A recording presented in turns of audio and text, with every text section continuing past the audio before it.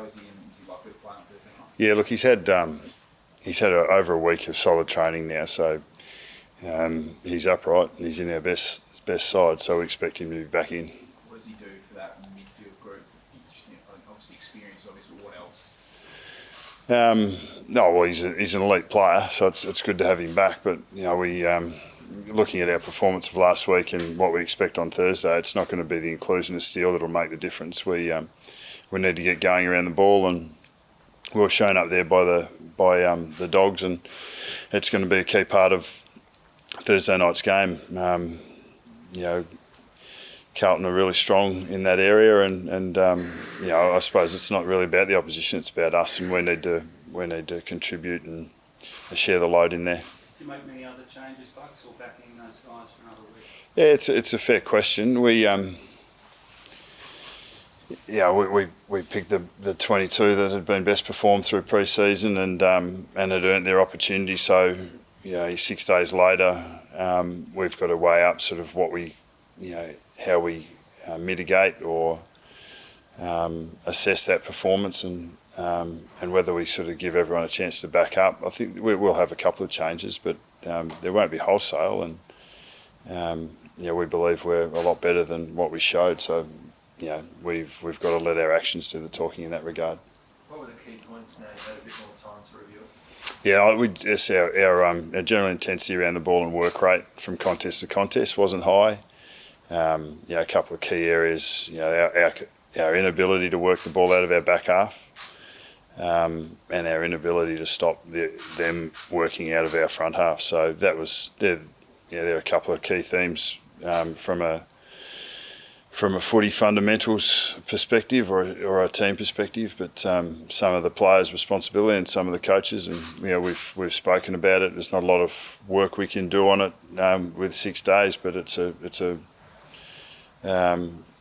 straightening up the mindset and then jumping into it. Will you look to give Brodie Grundy more support in the ruck next time you come up against a two-pronged ruck attack? Maybe giving Mason Cox a bit more time in there, or Darcy Cameron? It was on pure centre bounces. Brodie was in there pretty much all but one, I think. But the actual ruck time was shared a little bit more than that. We want Brodie to be supported by the second ruckman, whether it's Mason Cox or Darcy Cameron, or another option that we go with, and we'd like that to be a legitimate tandem ruck role. We believe that Brodie can do some damage for us in front of the ball also, but so we weren't able to achieve that on the weekend, and we'll be looking to explore that through the early part of this year. You said that on Friday night, Bucks, you went over to get Cox into the ruck. Yeah. Is that thinking with Brodie to make that change on the field, or you sort of perhaps need to correct it a bit? No, it's that's the way we coach it, and obviously sometimes it's got to do with rotations, and I'm not sure if you know, but Brodie's pretty proud. So if things aren't going well, he doesn't want to work his way out of there. He wants to be involved in fixing it up. So we need to understand what's best for the team, but we also trust the way Brodie sees the game. He's been an elite player for a long time, so we've got full confidence in him. He's been sort of a bit maligned, I guess, in the back end of last season, and a bit of criticism even this weekend. Has that been unfair because of his? Was he set such lofty expectations? No. Was he not playing that well? No, I think that. I think if you're going off a 1 week sample size and then trying to drag in 2020, I think that's a bit of a long bow. So I'll be backing my guy. Nathan, towards the end of the session, we saw the group break up into their line groups and Yep. to go in with the forward line. Do you expect will he spend more time up forward, or do you personally at midfield role? Same answer to the question. Sort of,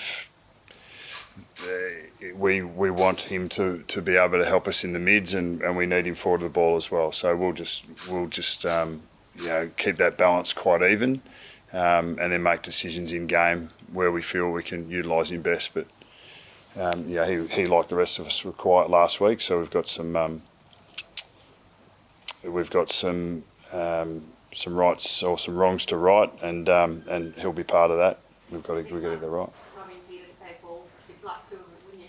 In some ways, I mean, we're just not scoring enough, and we can take that in a 1 week sample, and add the last sort of 18 months to it if we wish. And the competition is clearly what we saw from the first rounds. That the ground's pretty open. It looks like there's more space. Whether it's the man the mark rule or the attitude to offence, I think it's a bit of both. But we need to find ways of hitting the scoreboard more, and we were able to do it with system and personnel in 18, and we need to. And that was a couple of years ago now, but we haven't scored as freely, and defences have been able to quell our offence. So we just need to continue to find ways to do that. But it won't just be all on Geordie. We need to find ways to be more effective and efficient to bring scoring threats from multiple sources. Is it your forward mix, or basically you weren't getting in there enough, or getting your hands? Yeah, well, that's a fair point. We only had the ball, in our front half for 30% of the first 3 quarters. So that's we lost the territory battle really badly. But part of that was that our contest, when the ball did go forward from stoppage, wasn't good enough to keep it there. So we've highlighted a couple of areas that we need to get right. And as I said, it's probably not going to be as much of a personnel shift as there's a bit of a work rate shift and an improvement in our capacity to compete and contest, which is something that we're not proud of, given it was round 1. But we get another opportunity on Thursday. Given that, are you comfortable with the way the forward line is structuring up? Like, will we continue to see Mason up the ground, or do you think he's better suited deeper? When the ball's in the back line, he'll be up the ground. When the ball's in the front half, you'll find him a lot deeper, and that's just the. It's actually quite logical. You need your aerial where the ball's going to be impacted aerially, and Mason was actually, one of the few that really played his role quite strongly and was in the right spots at the right times. And if we can keep the ball in our front half, I'm pretty sure you'll see Mason close to the top of the goal square more often, and that's our intent. Max, where do you see Carlton as being at? They really have a small sample size from round 1. Do you think Yeah. they're almost into that next bracket, I guess? Yeah, I think what we do is, we create, we create stories and expectations around people, and Carlton have always, over the last 18 months have been touted as moving forward. Their offence is really strong. They've, over the off season, they've added, some real talent to their team, and they've had young blokes that they've been developing for a while. So they seem like they're playing some really solid footy. We thought we played pretty well at the Gabba last year to get over them when they'd been playing some solid football themselves. So, it's good to meet a team like Carlton at that level, I suppose. We've still got to prove our bona fides in this year and in this season, and they didn't win last week either. So it's a big game for both clubs. Is there a baseline number of goals you think you need that you sort of can defend each week? Like, you really need to get to 10 or 12 and take some pressure off. Yeah. Oh, yeah. I think that, we'll let the season settle and see what it does for scoring, but for the most part it was up in round 1. There was a couple of games that, our game and probably the West Coast game that was probably a little less scoring in it, but even having said that opened up a little bit as the game progressed. But I reckon, you want to be kicking 12 plus, 13 plus every week if you can. I mean, if you can get 15, I mean you're going to win most games. Obviously, 100 points is still that mythical number that you want to get to consistently. But average scoring's gone down over the last 10 years incrementally, and this might be the first year where you actually get an uprise. So we want to be following that trend and surpassing it as well. So we just need to be more effective going forward. What's your take in general on the pump and sort of accidental heat flashes, if you like, once you go in? Yeah, well, when we operate to the laws as they're written. When I say we, the 18 clubs, the coaches and the players within it. So, I think it's important to note that those two are actually really good mates. So, and things happen on the football field. I'm pretty sure that Patrick there wasn't any malice or malicious intent in the action as such, but there was head contact, and the laws are clear around that, and the AFL have the tribunal have a decision to make. But good mates who met each other on the football field,